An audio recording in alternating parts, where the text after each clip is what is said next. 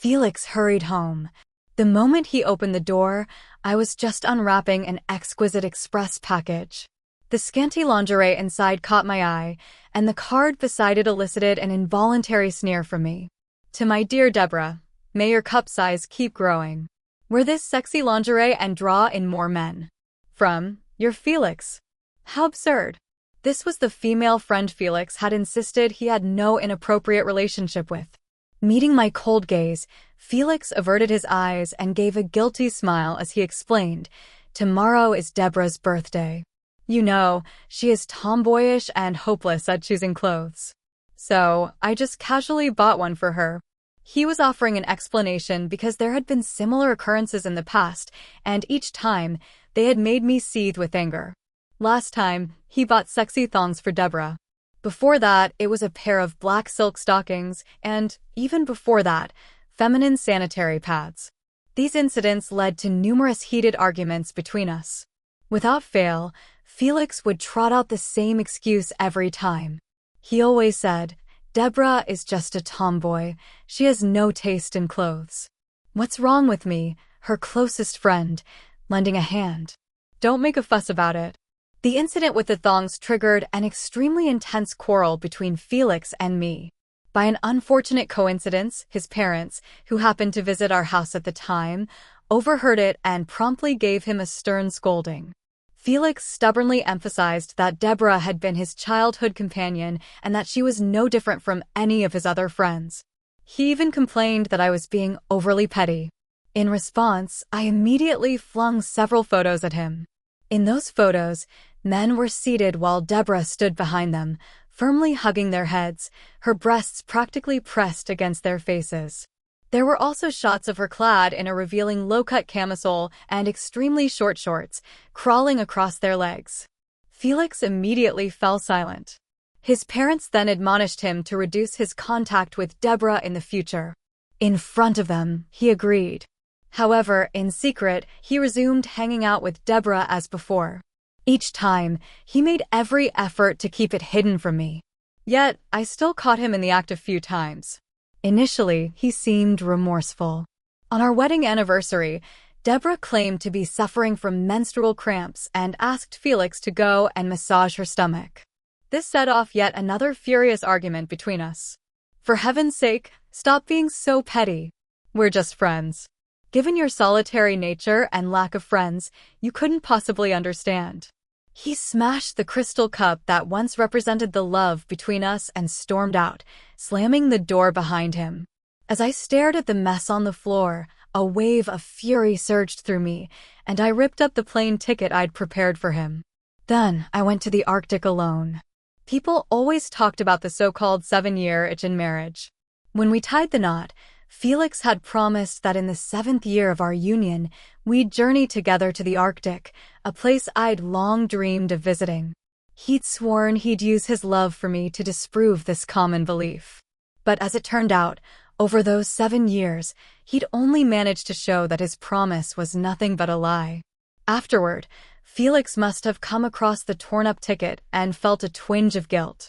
For a short while, he started acting more appropriately. However, during this time, I was branded as a jealous woman. As a result, his friends distanced themselves from me, and so did Felix himself. "Honey, I've found a newly opened, trendy couples restaurant. The environment is romantic and the food is delicious. Let's go there for dinner today." Felix steered the conversation away from the lingerie issue to avoid another argument with me. "Which restaurant is it?" I was calm. "It's a place on Pineview Street. Couples just love going there. It's romantic and inviting." Felix gushed about the restaurant, and his tone made it clear he'd been there before. I shot him a cold glance. "I'm not interested." So, he was well aware that the restaurant was designed for couples, yet he'd still taken Debra there. Did he really assume I was completely in the dark? Debra had already posted a picture on Instagram. Presumably, the restaurant staff had snapped it to capture a romantic moment. In the picture, Felix was holding a fork, gently feeding Debra a piece of steak. Her caption read, "A steak fed with love." To say I wasn't hurt would be a blatant lie. When was the last time Felix had fed me? I couldn't recall, and truthfully, I didn't even bother to try. Felix furrowed his brow, an impatient look crossing his face. Haley, that's enough. How much longer are you going to carry on like this? I looked up and asked, is the food there tasty? Felix nodded reflexively. Yes, I sneered. Who did you go there with? Felix went silent. How absurd. He himself had mentioned that the people who frequented that restaurant were all couples. And yet, as his wife, I hadn't even set foot in the place with him, while he'd already dined there. Haley, Debra and I are just... I interrupted him, just friends. I'm sick and tired of hearing that excuse. My words made Felix a bit embarrassed. In the end, he simply snatched the set of sexy lingerie from me and strode out without uttering another word. Staring at the door, I couldn't help but comment that it was of remarkable quality. Felix had slammed it countless times, and still, it hadn't broken. Chapter 2. I cast a glance at the calendar. Today was the 8th anniversary of our marriage. Felix had completely forgotten about it, yet he remembered that tomorrow was Debra's birthday. What a mockery. I tidied up the house a bit and then hailed a taxi straight to the law firm. This farcical marriage should come to an end. Haley, are you truly certain about this? Isaac Whitman asked. I nodded. Isaac let out a sigh and handed me the divorce agreement. Thank you, Mr. Whitman. Isaac had been my lecturer at university. He had always been convinced that I was destined to be an outstanding lawyer. However, against all expectations, I ended up as a housewife. That's good. This marriage has really taken a toll on you. I offered an awkward smile and didn't refute it. Back then, Felix persuaded me to become a housewife, claiming that only with me at home could he fully focus and work his hardest. My emotions overcame my reason. I gave up the chance to sit for the bar exam and embraced the role of a housewife instead. It was undeniably my own misguided decision, and I had no one else to blame. Isaac chided me for a while, and then he pulled out a form and presented it to me. Now that you've decided to get a divorce, retake the bar exam. Join my firm in the future. Given your capabilities, it's a cinch. I gazed at the form with a rueful smile. Mr. Whitman, I haven't engaged in legal matters for 8 years. Isaac slapped a pen down in front of me, his manner firm. Then start relearning. I'll assign someone to assist you. He's your junior. You can learn from him. It was a young, vibrant, charming man in his 20s. Haley, hello. My name is Oscar Wellington. Felix was widely acknowledged to be extremely good-looking during his youth. However, Oscar was even more stunning than him. Anyone who ran into Oscar on the street couldn't help but look back at him frequently. No wonder men were often drawn to young and fresh-faced girls. Young people truly could bring joy to others. As I observed Oscar, his face beaming with a bright, innocent smile, it was difficult to reconcile this lively demeanor with the solemn profession of law. He was enthusiastic. When he caught sight of the divorce agreement in my hand, his excitement seemed to surpass even my own.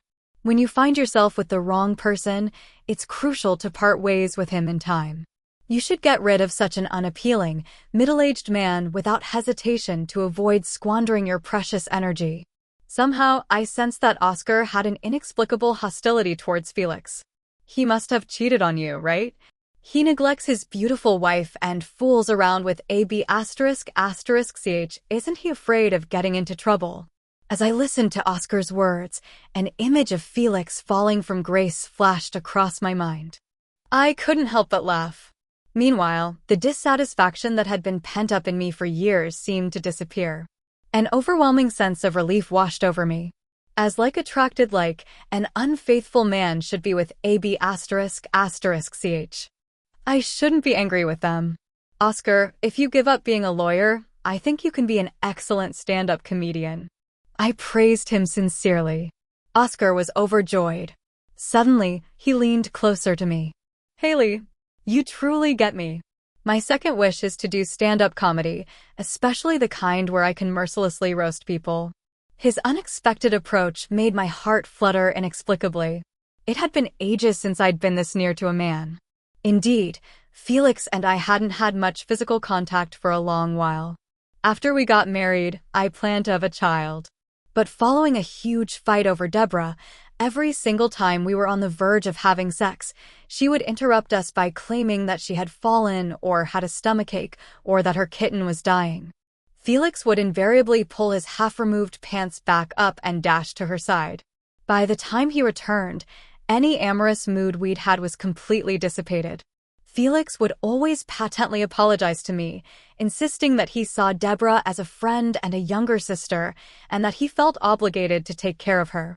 Besides, he would ask me not to overthink it and promise that if there was a next time, he absolutely wouldn't go. But men's promises often turned out to be empty. Time and again, I watched Felix rush out of the house. I seethed with anger and then voiced my complaints. Later, my heart was broken, and eventually, I became desensitized. As time passed, he scarcely talked about having a child anymore, so I ceased preparing for pregnancy. I couldn't shake the feeling that he had been intimate with another woman. Haley, considering your soon-to-be ex-husband's betrayal, as long as we have the evidence, Mr. Whitman and I will ensure he walks away with no property. Don't bother. I just want a divorce as soon as possible. I couldn't bear to spend even one more day with Felix. I had been by his side when he had nothing, and I never cared about wealth. Oscar grinned, his eyes shining brightly. With me around, I promise you that you won't be shortchanged. Suddenly, a car screeched to a halt right in front of Oscar and me. I had just come to my senses from the honking sound when the window of the front passenger seat rolled down. There sat Debra, looking at me with blatant provocation. Hey, it's you, Haley. Are you on a date? Chapter 3. The driver's side door slammed shut with a resounding bang. Felix stormed around the front of the car and stood right in front of me. He sized Oscar up, furrowing his brows. Who is he? Oscar was young and muscular. His broad shoulders, trim waist, and long legs made him seem the epitome of vitality, radiating a fresh and energetic aura. When they stood side by side, I realized that compared to Oscar, Felix was truly an unappealing middle-aged man. I couldn't help but laugh. As if he could read my mind, Oscar even winked at me. To onlookers, we probably looked like we were flirting. Haley, who is he? Felix raised his voice, his face etched with anger. Oscar smiled and casually draped his arm over my shoulder, creating the impression that he was drawing me close. I'm Oscar Wellington, a friend of Haley's. Haley, is this your friend? Are he and his girlfriend going out for a meal? Oscar's words made Felix flinch. Felix quickly explained, don't talk nonsense. Debra is just my friend, not my girlfriend. Oscar chuckled with a clear conscience and admitted his mistake promptly. Oh, my bad. Usually, the front passenger seat is reserved for one's wife or girlfriend. So she's not your girlfriend after all. Debra's smile froze on her face. Then Oscar leaned down and whispered in my ear, Haley, I'm definitely a paragon of a good man. My front passenger seat will definitely be reserved for my wife. Felix was as embarrassed as if he had been slapped in the face. He roughly yanked me towards him. Haley, how come I've never met this guy before? I cast an icy glance at him. Well, now you have. He's my good friend, Oscar Wellington. Felix's words got stuck in his throat, leaving him feeling highly uncomfortable. He was familiar with the term good friend. He glared at Oscar with undisguised hostility. Then, he extended his hand, putting on a show of gentlemanliness, though it was clear he was trying to assert his relationship with me. Hello, I'm Haley's husband. Oscar, as if he'd heard the most absurd thing, let out a soft, mocking chuckle. He looked at Felix's outstretched hand and pointedly ignored it. Instead, Oscar briskly walked over and opened the rear car door. Turning back to me, he beamed widely. Haley, get in the car. What a stroke of luck running into Mr. Hastings. Let's catch a ride.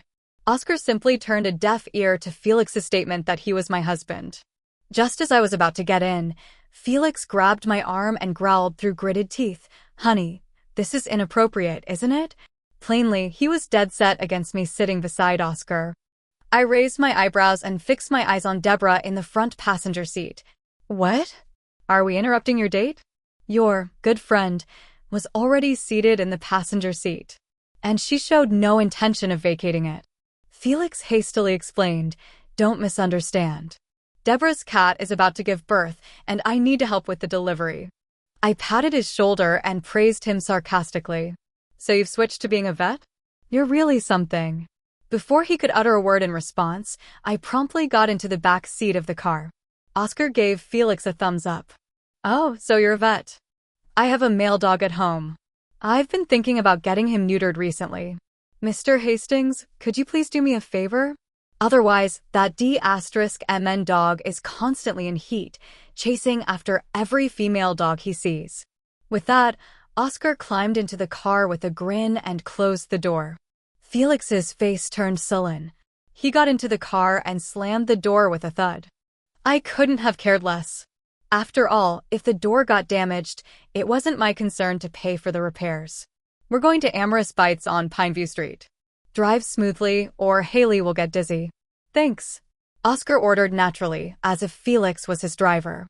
From my seat in the back, I could distinctly hear Felix's knuckles clattering as he tightly gripped the steering wheel. Debra leaned towards him. "Felix, fasten your seatbelt." What a strange sight. The person in the passenger seat was fastening the seatbelt for the driver. Felix peeked in the rearview mirror, guilt written all over his face.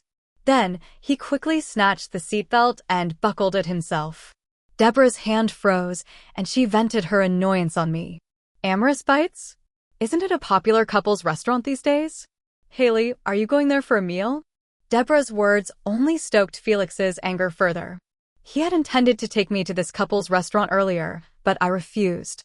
Now, I was going there with another man. Before Felix could lose his temper, Oscar said, "That restaurant is mine. As the owner, of course, I need to support my own business." Felix likely never imagined that Oscar, who looked like a college student, actually owned a spacious restaurant over 10,000 square feet in the most bustling part of town. Instantly, the warning bells in his mind started clanging loudly. He'd assumed Oscar was merely young and good-looking, and in every other regard, couldn't hold a candle to himself. But to his astonishment, Oscar already had his own restaurant in his 20s, while Felix had been flat broke at that age. I simply turned a blind eye to Felix's expression and didn't bother to spare him a glance. Oscar continued chatting with me, wearing a wide grin. "Haley, do you know who the most frequent customers at my restaurant are? Mostly couples, right?" Despite never having set foot in the place, I had heard of its reputation. Oscar, though, wagged his index finger in disagreement. No. Genuine couples are in the minority. More often than not, it's men with their mistresses or one-night stands. Their relationships are far from appropriate. Felix couldn't resist chiming in. "Mr. Wellington, that's a rather extreme statement, don't you think?" After all, he'd just told me that he'd been to Amorous Bites with Debra not long ago. Chapter 4. Oscar immediately retorted, "I have research data to back this up." This piqued my curiosity. Research data? Seriously? Oscar naturally slung his arm over my shoulder, as if he was lacking in strength. "Right next to Amorous Bites is a couple's hotel, and that's mine too. There are records of those who, after dining in my restaurant, rush over to get a room." I could sense Felix's nervousness. He seemed afraid that Oscar would reveal more shocking details. It was evident that he and Debra had been among those who'd visited the hotel. Only they knew for sure what they'd done there. The atmosphere turned icy cold. Oscar, however, seemed oblivious. He carried on, "My postgraduate thesis is on human nature. I opened the restaurant and hotel to collect real-life materials. Maybe I'll even snag an academic award and make a name for myself." Listening to his words, I could barely hold back my laughter. Making his name might be a long shot, but those real-life materials would definitely become a source of shame for some people. Then, Debra stopped causing trouble and fell unusually silent. Usually, she would have already pulled Felix into all kinds of gossip that I couldn't even join in on. The car was roaring. As soon as Oscar and I got out of it, Felix stepped on the gas pedal and sped off. Listening to the noise of the exhaust pipe, I couldn't tell if Felix was feeling guilty or furious. After dinner, I made my way home. Since there were so many of us in the car earlier, I hadn't asked Felix for a divorce. I really wished to have a private conversation with Felix. After all, getting married was a personal affair between the two of us. It ought to have a proper end, and it would be best if we could discuss the divorce alone. At 1 o'clock in the morning, Felix sent me a WhatsApp message. Debra's cat is having a difficult labor. I need to stay and watch over it. I won't be coming home tonight. I glanced at it and didn't reply.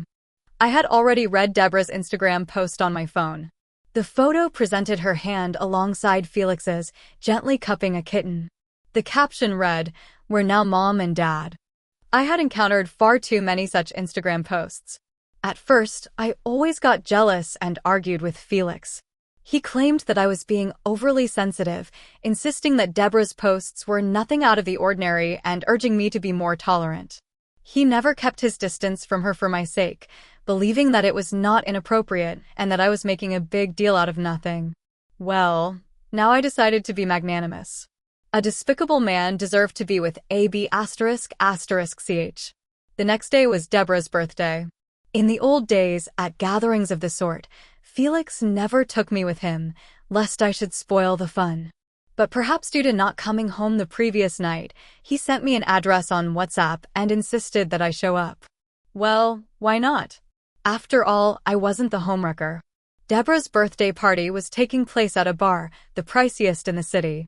I knew without a doubt that Felix had shelled out the money for it. Debra had a penchant for high-class venues and costly presents, and in the past, he'd always been the one to pick up the tab. How absurd. I was the one who accompanied him from rags to riches, yet it was Debra who squandered most of his money. Felix only provided the address on WhatsApp and neglected to mention the private room number. Thus, I had to search for it room by room. The laughter and chatter from a private room caught my attention. As soon as I reached the door, I saw a lewd scene inside. Debra lost. Everyone, think of a punishment right away. Felix's friends were causing a commotion. Debra was the only woman in the room. She was brimming with excitement and didn't seem like a loser in the game at all. A man took out 2 raw eggs. Debra, choose someone and place these 2 raw eggs in his crotch. But you can't use your hands. You have to use your chin to swap the 2 eggs. Exactly. Don't break the eggs. Otherwise, you'll have to lick up the liquid. The men, drunk, were all thrilled. Facing such risque teasing, Debra showed no signs of being timid. Instead, she readily picked up the eggs and walked straight up to Felix, who was distracted and smoking. Before he could react, she directly unzipped his pants and put the 2 eggs inside. Felix, play along. When you lose later, I'll cooperate with you and let you unhook my bra with your tongue. Debra said brazenly, without a hint of shame. Another man guffawed lasciviously. Felix, we'll definitely rig it so you lose the next round. Debra's wearing a front-class bra today. Debra, you just lost your panties to me. If you lose your bra to Felix later, you'll be without any underwear. Debra was entirely unfazed. So what? I'm not scared. It's my birthday today, so consider it a little fun for you all. Let's take a bath together later. Whoever chickens out is a wimp. Debra's words sent the group into a frenzy, and they let out raucous howls like a pack of wolves. Before Felix could respond, she promptly dropped to her knees between his legs and brought her chin close to the eggs. The instant she made contact with the eggs, Felix stiffened and reflexively grasped her shoulders. But rather than pushing her away, he seemed to be relishing the moment. This scene disgusted me. I immediately pulled out my phone and began recording. Felix's parents had always been kind to me. With this video, they surely wouldn't talk me out of getting a divorce. The task was too challenging and the eggs cracked.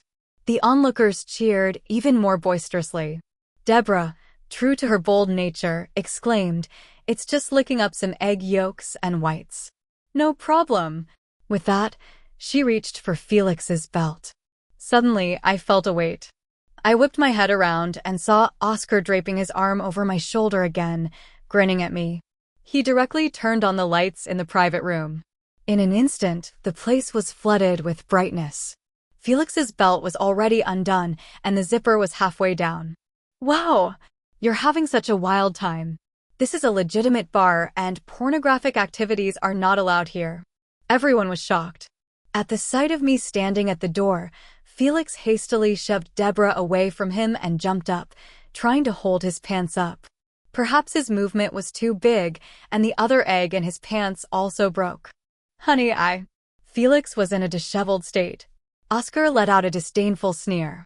Mr. Hastings, did you get so excited that you peed yourself? My sofas are all custom-made from genuine leather. Since you stained them, how can I do business in the future? Felix was extremely embarrassed. He glanced down, only to see that the sticky, yellowish liquid had seeped through his pants. It was glaringly obvious under the bright lights. I didn't. Felix tried to explain, but he was at a loss for words. He could only fix his eyes on me. Honey, let's talk about this at home. I'll definitely explain it to you. I shrugged off Oscar's arm and strode towards Felix. Staring at Debra's secretly triumphant smirk, I figured everything out. She had used Felix's phone and sent me a WhatsApp message to lure me here. Haley, why are you here? You don't usually like to join our gatherings, do you? This was one of Debra's usual tricks. She often made such remarks in front of these people, subtly driving a wedge between them and me. I slapped her hard without paying much attention to her. Just as Felix was about to speak, I slapped him across the face as well.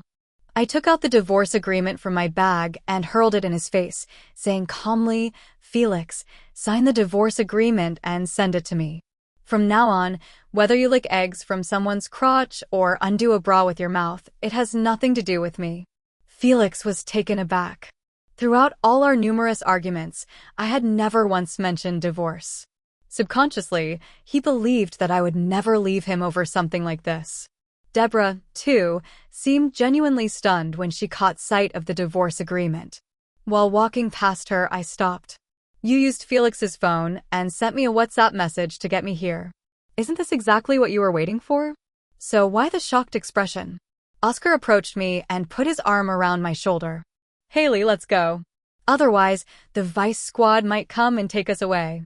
Oh, by the way, there are networked cameras in the private room, which are directly connected to the police station.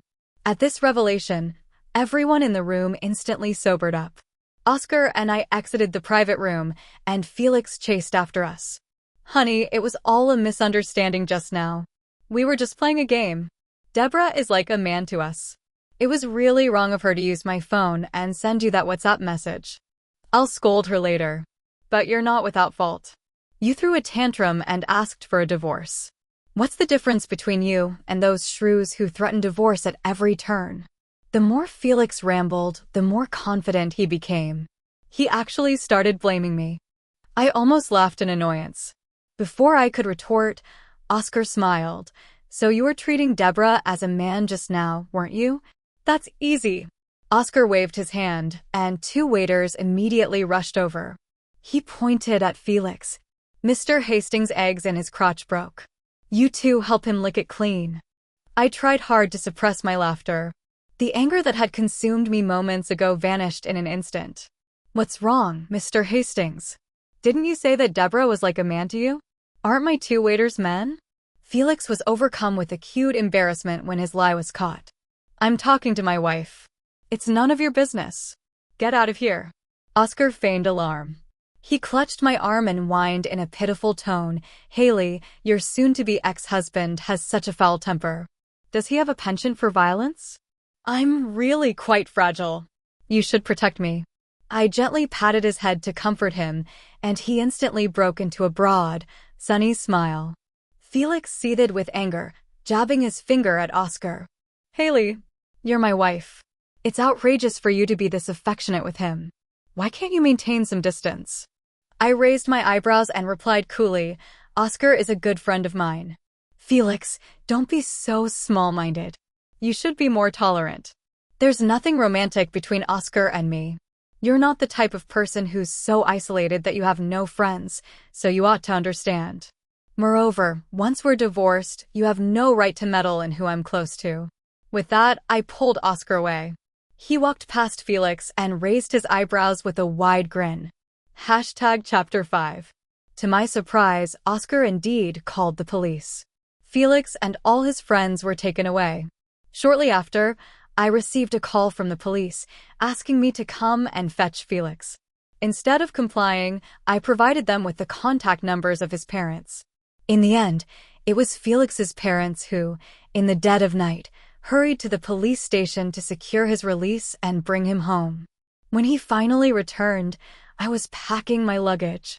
The sight of me on the verge of leaving seemed to jolt him into a state of panic. Honey, I really do realize my mistake. From this moment forward, I'll try to hang out with them less. Please, don't be mad at me anymore. You're angry that I spent money on Debra. So, you can have full control of all my finances. And you've always been longing to visit the Arctic, haven't you? Let's go there together, Felix pleaded earnestly, his tone filled with remorse and a hint of desperation. In contrast to the past, where Felix would stubbornly hold his ground during our arguments and never yield, he made these promises this time. Even the proposal of a trip to the Arctic, which he now dangled in front of me, was just a trump card. He knew why I wanted to go to the Arctic. My parents had tragically lost their lives there while conducting scientific research. Therefore, my emotions towards the Arctic were a complex tangle. A part of me yearned to set foot there, but another part was gripped by an intense fear. Back then, Felix had made a solemn promise that in our 7th year of marriage, he would be by my side as we journeyed to the Arctic. In fact, it was a vow that he'd stand with me through thick and thin, offering the courage I needed to confront the memories and emotions associated with that place. I let out a deep sigh. Felix, I've already been there last year. Felix panicked. Honey, please forgive me just this once, okay? I'll accompany you to go there again. I fixed my gaze on him, and a strange sense of relief gradually washed over me. He remembered my desire to visit the Arctic, but it seemed he'd forgotten the deeper meaning behind his promise. He'd once sworn that the trip would be a way to dispel the so-called 7-year itch and prove our love. Felix, you are well aware that we can never turn back the clock and restore what we once had. In my opinion, he was just unwilling to accept the situation. Felix gritted his teeth. Haley, it's because of that man, isn't it? Debra and I have been close for many years, and you never mentioned divorce. But as soon as Oscar showed up, you planned to split up with me. I interrupted him. Felix, I want a divorce because I've had enough of being disappointed. Oscar and I are nothing more than pure friends. Felix's eyes turned bloodshot. Pure friends? There's no such thing as pure friendship between a man and a woman. I'm a man, and I know exactly what men are thinking. I sneered, so you do know. I had genuinely believed he was clueless before. It dawned on me that he had been feigning ignorance all this time. Now that his true thoughts were laid bare, he no longer bothered to mask his true nature. Men and women are different. I'm worried that you'll be taken advantage of by others. Felix's words filled me with nothing but revulsion. So, you've been using the pretense of friendship to take advantage of Debra. Though embarrassed, he still retorted, at most, I was just joking. I can promise you that I've never had sex with Debra. His statement only made it clear that they had engaged in every other form of intimacy except sexual intercourse. Felix, are there different levels of betrayal for you? Unwilling to argue with Felix anymore, I pulled out my phone and forwarded a chat record to him, which had been sent to me by Debra. It documented the conversations between her and Felix. Felix opened it in bewilderment. The pornographic pictures and explicit words all popped up. Felix, my breasts have been feeling tight lately. What should I do? I'll massage them to ease the feeling, and they might grow larger. Then, as a return favor, I should massage your private part too, and it can get bigger as well. Felix, what sort of sexual positions do you reckon men generally prefer? Debra sent Felix a photo and then asked, Felix, is it appealing? I'm really fond of the birthday present you gave me. Yes. The last message was from the middle of the night on our wedding anniversary, the day we had quarreled over the sexy lingerie. Felix, sign the divorce agreement. Do it with some dignity. I heaved my suitcase and left. Upon closing the door, I heard the thud of Felix crumbling to the floor. If he regretted it, why had he betrayed me in the first place?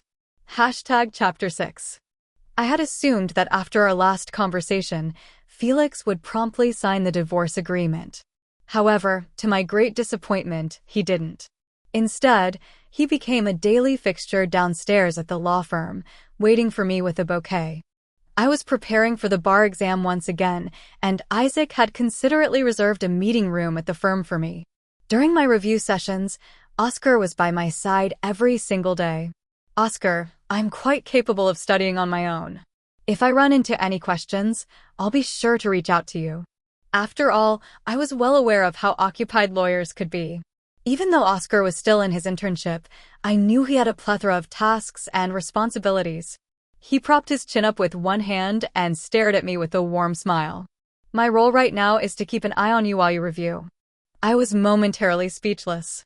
Well, but you don't have to fix your eyes on my face, do you? Oscar was quite honest. I simply can't help where my eyes wander. It dawned on me how vibrant and full of life young people were and how openly they expressed their emotions. Could you please go and grab me a cup of coffee?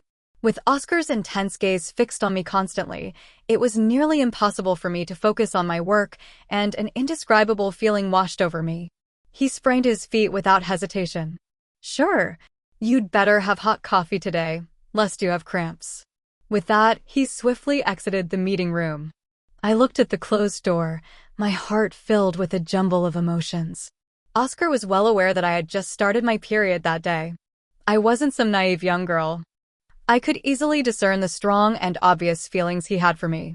But as a woman in my 30s on the verge of getting a divorce, I was truly puzzled about what he saw in me. I waited for what seemed like an eternity, but Oscar still hadn't returned. I found it a bit strange and thus decided to head to the coffee shop he frequented. Upon stepping out of the law firm, I noticed that Oscar and Felix had visible bruises on their faces and that coffee was splattered all over the ground.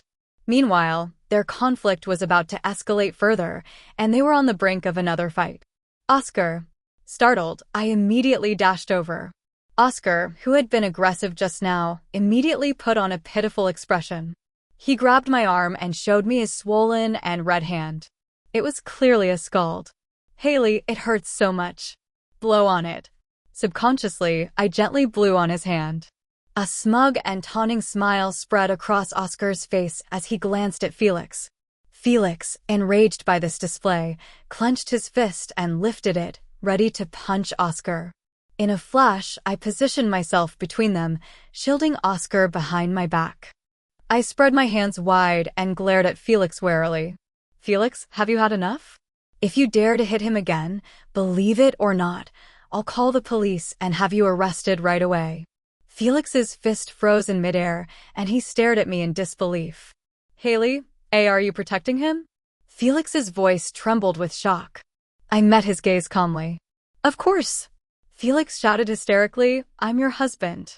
Oscar added, no, you're her ex-husband. Felix stubbornly refused to accept it. We're not divorced yet. Oscar retorted, you will be soon. As Felix was about to fly into a rage, I instantly chimed in, Felix, stop this nonsense. If you don't want to sign the divorce agreement, I can bring it to court. You don't want the pornographic evidence to be passed around there, do you? Your parents are old. You don't want them to go to court and witness people spurn you, do you? Don't forget that you were once taken to the police station during a crackdown on obscene activities. My blunt threat irritated Felix a lot. Fine. Haley, since you're determined to get a divorce, I'll grant you your wish. Don't regret it. Felix stormed off. Oscar immediately beamed with joy. Haley, I'll buy you another cup of coffee right away. Wait for me. I placed a hand on his arm to stop him. No need. Let's head to the pharmacy first and pick up some burn ointment. On our way to the pharmacy, Oscar walked with a swagger, his head held high and his chest puffed out, looking every bit like a triumphant peacock strutting around after a victory. Chapter 7. At long last, the divorce was finalized, and I heaved a sigh of relief. I was truly free now, no longer trapped in Felix's life. Tears welled up in his eyes as he stared at me. He had never envisioned a future without me by his side. Honey. I raised my hand to interrupt him. We're already divorced. Felix's emotions were a jumbled mess. He managed a bitter smile and started to reminisce about the past. Haley, I vividly recall our wedding day. It was raining, but we convinced ourselves it was a good sign, believing that our lives would only improve with each passing day. I never expected that we would get divorced. Do you remember that we buried time capsules under the big tree at school that day? We promised to come back to dig them up in 10 years. Just go by yourself. Haley doesn't want you anymore, and she won't care about the time capsules either. Moreover, the rain on your wedding day was probably a sign from God that your marriage was a mistake. Oscar suddenly appeared beside me. Without giving Felix a chance to speak, he pulled me away. As we walked, he continued, "Haley, you have to throw away things that are dirty. Don't waste your pity on them. You can pay attention to new things. They are better." When he uttered the last sentence, Oscar patted his own chest repeatedly. Felix went to the school alone. He came to the big tree and dug out the time capsules. It had only been 8 years now, falling short of the 10-year period they had originally agreed upon. He opened his own time capsule first. Inside, the paper had aged somewhat, yet the handwriting remained distinctly legible. "I long to be with Haley forever. In this life, she is my only beloved woman, and I will only be good to her. They say that there will be a 7-year itch in marriage. On our 7th wedding anniversary, I'll take Haley to the Arctic. I am determined to shatter this ominous rumor with my affection." These words hit Felix like a thunderbolt. All his strength was instantly drained from his body. So, what was he doing on our 7th wedding anniversary? Debra claimed she was headed off on a business trip and, pleading her unfamiliarity with the destination, begged Felix to tag along. And he agreed. Felix returned a week later, only to find a torn-up plane ticket. At that time, he didn't pay attention to the destination. Now, the memory suddenly flooded back. It was the Arctic. His beloved Haley had gone there alone. Felix couldn't hold it in any longer and burst into tears. He had lost his beloved Haley forever. 3 months later, a medical report caused a stir in Felix's circle. It was Debra's. She was an HIV carrier. Those men panicked and rushed to the hospital for checkups. Sure enough, a significant number of them were infected. After an investigation, they found that Debra was the source. Given her long-standing penchant for engaging in casual sexual relationships, she had contracted the disease from some of her previous partners and then transmitted it to Felix's friends. Felix didn't get infected. As he had claimed, he really hadn't had sex with Debra. But so what? It had nothing to do with me anymore. Later, I heard that a man was so devastated that he stabbed Debra more than a dozen times and that they both died. After our divorce, Felix gradually became thinner and thinner. Some of our mutual friends reached out to tell me that he was living like a zombie, staying in the house we once shared and drowning his sorrows in alcohol every day. They asked me to persuade him and get him out of the depression. However, I blocked them directly. Everyone chose their own paths, and I had to respect their destinies. Chapter 8. Haley, congratulations! You've officially become a lawyer. Oscar's excitement even outpaced Haley's. Your family asked you to inherit the family business. Why do you still come to the law firm every day? It was only later that I discovered Oscar hailed from a highly influential family. He was a low-profile rich second generation, or perhaps more aptly described as an elite second generation. He was excellent in all aspects. Restaurants, hotels, bars, and the like were all among his investment undertakings during his moments of leisure.